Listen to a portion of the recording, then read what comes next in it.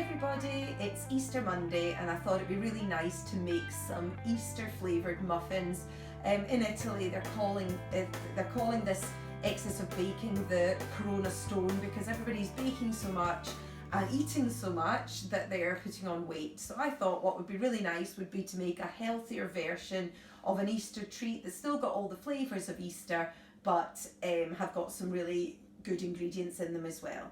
So firstly, I'm going to go through the ingredients. So we've got here a carrot, we've got 1 egg, we've got some baking powder and flour because I've only got plain flour left, got some cinnamon, I've got some brown sugar but you could use caster, I've got some sultanas, but again you can use anything that you've got. You can use dates, you can use raisins, you can use currants, and I've got some sunflower oil. Again, you can use rapeseed oil, you could use some olive oil, although you will taste it.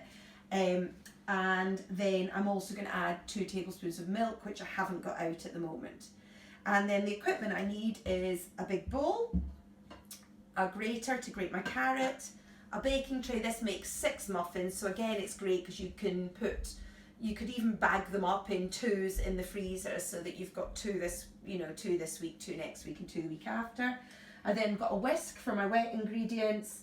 I'm going to measure everything out. I've got a 100ml measurer, but that measures as 5 tablespoons. So if I ever do 1 scoop, it's 5 tablespoons, but I'll remind you of that. And then I've got a spoon and a spatula. Okay, so let's get baking. Okay, so I've just finished grating my carrot. I didn't peel it because it was an organic carrot, so I think a lot of the nutrients are in the skin, so you don't need to give it a rinse, but you don't need to wash it unless, you don't need to peel it unless you want to. So I've got my carrot here, so in my bowl I'm going to add 5 tablespoons or 1 scoop, 1, 2, I've already added 1, 3, 4, 5 of sugar. So I've got some nice brown sugar here. I'm going to do 4 tablespoons of oil, so slightly less oil. 1, 2, 3, 4. I'm going to add an egg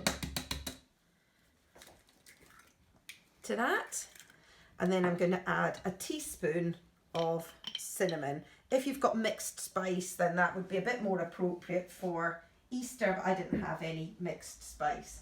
So there we are, I'm going to put this there. And I'm going to whisk up my wet ingredients. So in here I've got my egg, I've got my oil, and I've got my brown sugar and cinnamon. So I'm giving them a really good whisk around. Beat some air into the egg so you get some nice soft and spongy muffins. So into this, I'm just going to add in my carrot. So that was just 1 carrot. Don't worry, if you don't have a carrot, you could use half a peeled sweet potato, or you could use a parsnip. We're not really in parsnip season, but you could. Any sort of root vegetable will do here. And now I'm going to add my flour. So it's 10 tablespoons of flour, which amounts to 2 of these cups. So I've got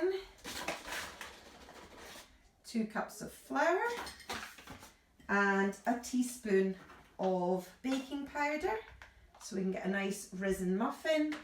And then I've got 2 tablespoons or 2 small handfuls of sultanas that I'm just going to add, and I think that they add a nice sweetness. Again, if you don't have sultanas, you can add whatever you want, and at this stage you can add a mashed banana to your mixture as well. So I'm just going to give this a gentle stir, and then I just need to add 2 tablespoons of milk, which I need to go and get from the fridge. So there we go, you can see it to this stage. You don't want to over mix it at this stage because you'll develop the gluten in the flour and you'll end up with a chewy muffin. So I'm just going to go and get some milk now. Okay, so I'm just going to add 2 tablespoons of milk. I've already added 1.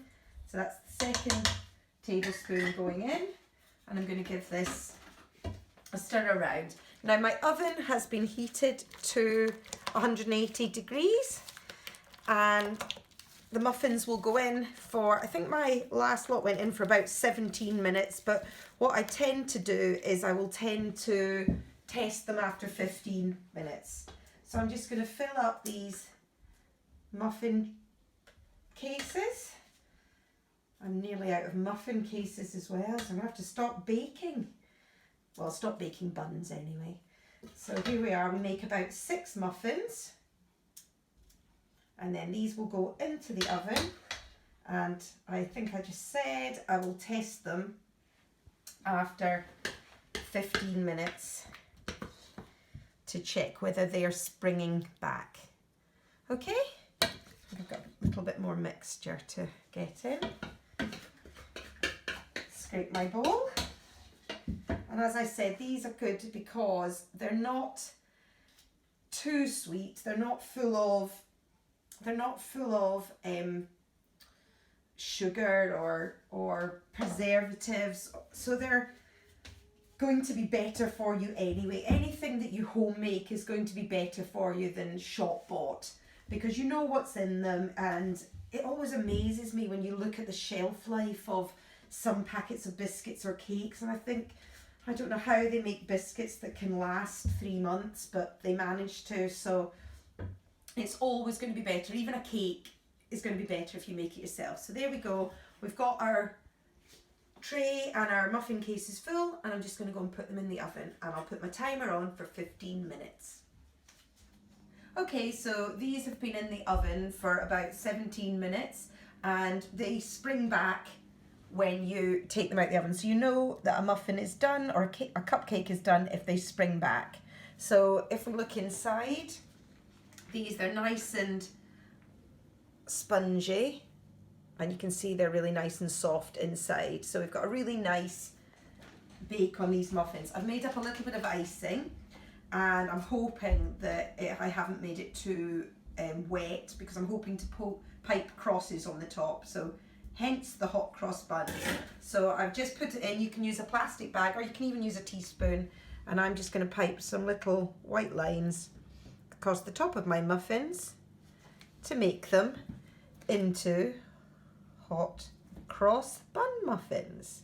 So there we go. So these are a lot less fattening than, and a lot less, a lot better for you than a lot of Easter treats that are in the shops at the moment. And also they're quite a nice thing to do. You can even decorate them with some little eggs, or you could decorate them with, if you've got some like desiccated coconut, you could do that on the crosses. So there we go. So we've got now our slightly healthier hot cross bun muffins. I hope you really enjoy this video. I'll see you next week for some more cooking.